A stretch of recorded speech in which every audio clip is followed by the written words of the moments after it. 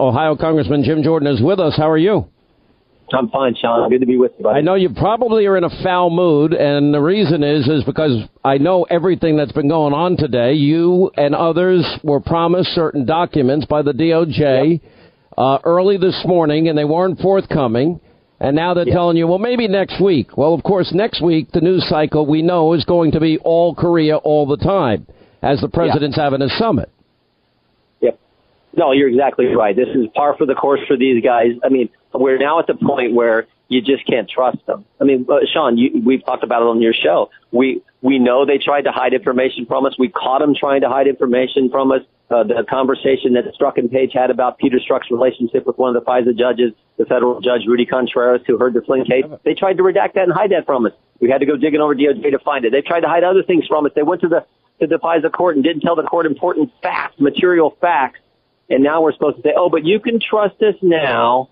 We gave some members of Congress a briefing. You can trust the FBI when it comes to this spy issue. I'm just not buying it. Show us the information so we can see for ourselves. You know, I got to tell you something. This is very frustrating because this has now gone on forever. In other words, that Devin Nunes and Freedom Caucus members and others that have been trying to get to the truth. We know crimes were committed. We know there's been abuse of power. The evidence is incontrovertible. It's not in doubt anymore. Hillary, in fact, committed crimes, and foreign agencies and intel agencies got a hold of her emails, as many as 6 in the original draft Comey and Strzok had put together.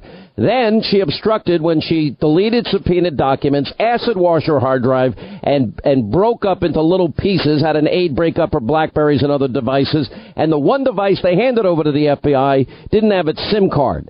And I'm on the TV and radio yesterday saying, if I advise people to do that, follow the Clinton model. And there's 1,000 articles today saying, Sean Hannity is encouraging people to obstruct justice. I said, no, if you did it, you're not going to get the same result as Hillary. How stupid are these people? Yeah, well, no, that's right. The American people understand we now have 2 standards. One set of rules for Sean Hannity, Jim Jordan, and everyone else in the country, but a different set if you're part of the politically connected establishment class in this town, and it is not supposed to work that way. Also, Sean, the ones they did finally decide that they were going to turn over, they got to sort all those emails on the front end.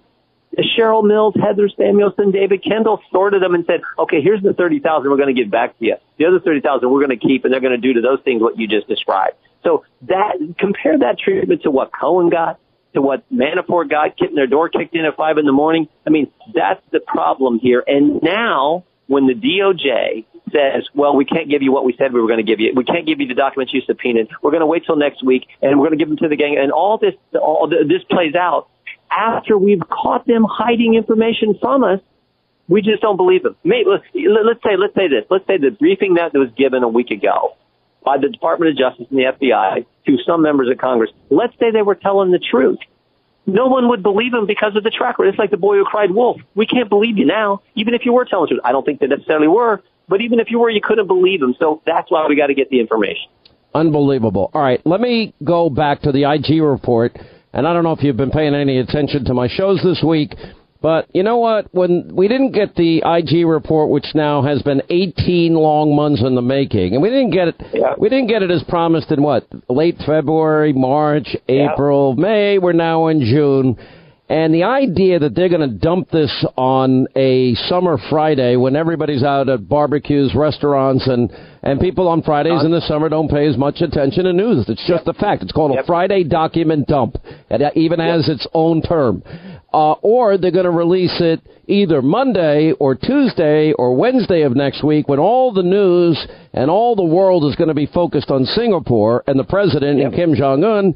That, too, would be an attempt to bury it. I'd rather see it the week after at this point.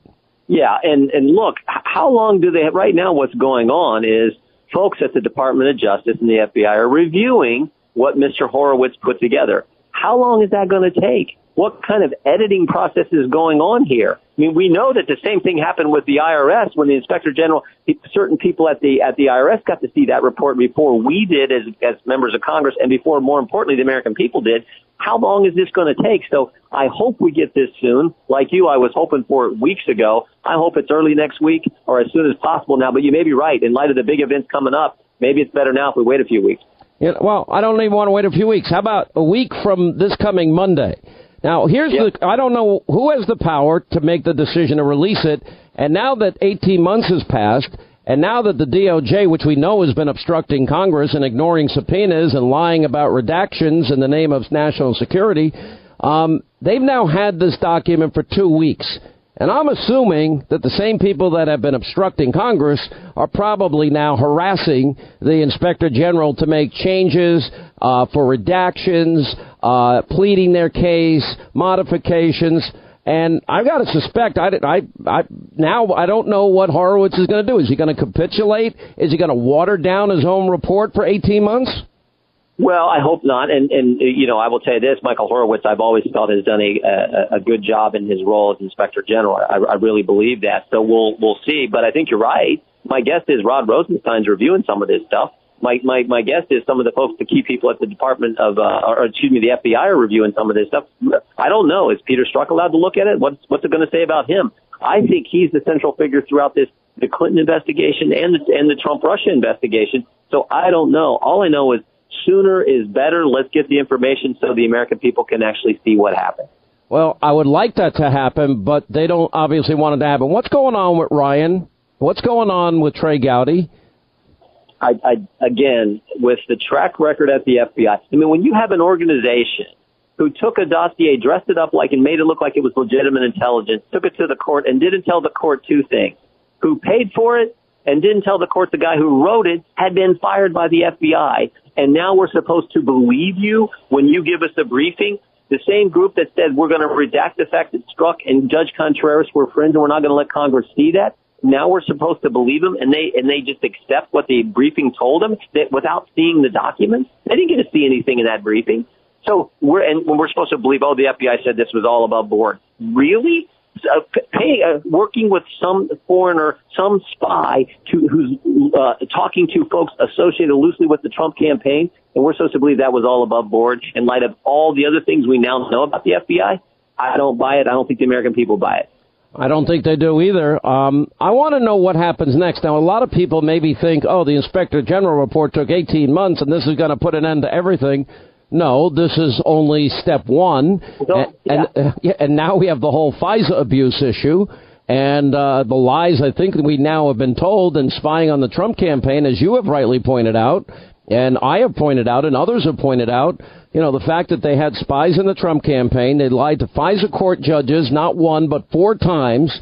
They used what even Christopher Steele, the foreign national that put together the Russian sources to create the dossier, he even said, in an interrogatory when it was facing possibility of perjury, I don't know if any of this is true. This is raw intelligence. I guess 50-50. Well, if it's 50-50, how do you get a warrant to spy on an American 4 times? Yeah, I mean, and Sean, the one campaign who used a foreign national who communicated with Russians to get information on the other campaign, the one campaign who did all that was the Clinton campaign, for goodness sake. I know. And we have all this focus on, for a year now, nothing, no bit of evidence that there was coordination between the Trump campaign and Russia to impact the election. That is the part that is so frustrating. And you've got to view the spy issue in the full context. This is the same FBI who did what they did with the dossier. This is the same FBI who hid information from the Congress and therefore the American people. You got to view it all in context. So for them to say, everything's fine with this spy issue, it does not pass the smell test in any way. It doesn't pass the smell test in any way. All right. You don't really have in Congress many more options, do you? There's basically a contempt, and that's it.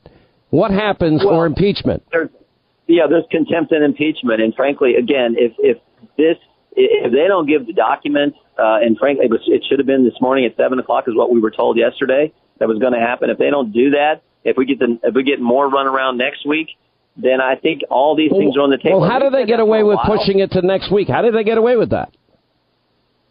They just say it and they just do it, and until Congress stands up and says we're not going to tolerate it. And the part that is so frustrating, Rod Rosenstein's never had his name on a ballot. The people who are that are most accountable to the voters are the ones who actually run for the job and get elected. And to have some unelected person saying we're not going to show an elected body, a separate equal branch of government, the information they need to do their oversight job that is required by the Constitution of the United States, for them to do that. This goes to the fundamentals. And when you have this kind of abuse on the fundamental issue of that unelected people are telling elected people, we're not going to let you do your job, that's a problem. Well, I got to tell you, it's so predictable on every level. All right, let me switch to politics for just a minute here. There's over 100 House members now that have signed a petition urging you to run for Speaker. I've already given you my endorsement, although you probably don't even want it. Well, you're probably thinking that hurts you. No, it certainly doesn't hurt. And, I've been very clear. If and when there's a race, I plan on being part of that discussion. Right now, the focus has got to be on doing the right policy, doing what we told the American people we were going to do. Because, frankly, more important than what happens next year in the Speaker's race is what we do now. And if we don't do the right things now, it could be a race for minority leader, not Speaker. So I am focused on, let's make sure we do immigration policy right, that's consistent with the mandate of the election and consistent with what President Trump campaigned on. Let's make sure we reform welfare. Let's make sure we get to the bottom of this crazy FBI scandal. That's what I'm focused on doing. If and when the race comes, we'll deal with it then. All right, I think we're going to see you on TV tonight because there's so much happening. We really appreciate your time. You bet. You bet, John. That's Jim Jordan, potentially the next Speaker of the House. We hope so. That would be good.